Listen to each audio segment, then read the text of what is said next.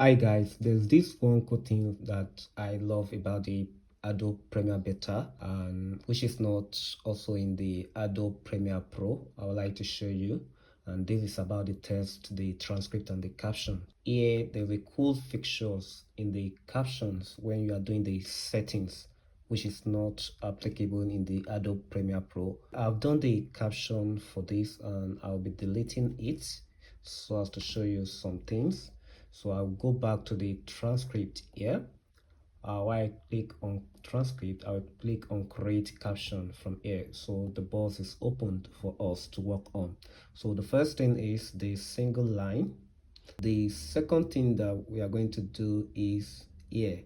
So I'm going to change this. Normally I used to use 12 because I work on customized caption which I did myself.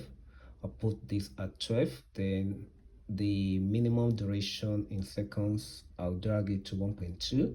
Then the coolest feature here is the remove punctuation.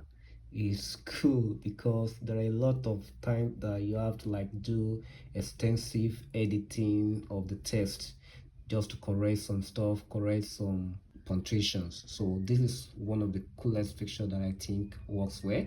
And once you click on it, it will create the captions. Then you can now work on the caption. So I'm not going to work on the caption here. I'm just here to show you. So the other thing, I will head over to the Adobe Premiere Pro. This is Premiere Pro 2026. I will also be showing you the same thing here.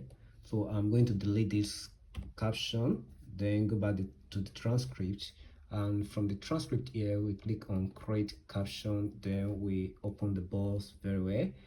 You can see there is just two dots here on the layout. We have the single line, we have the double line, and when we check the Premiere Beta, let me click on the Premiere Beta.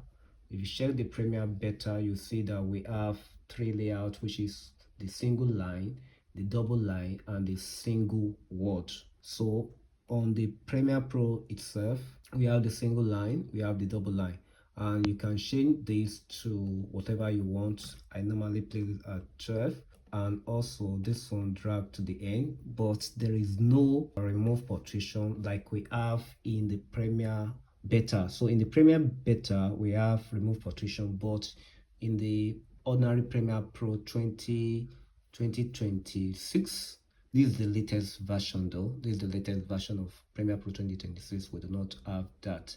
So that is what I'll be showing you for now.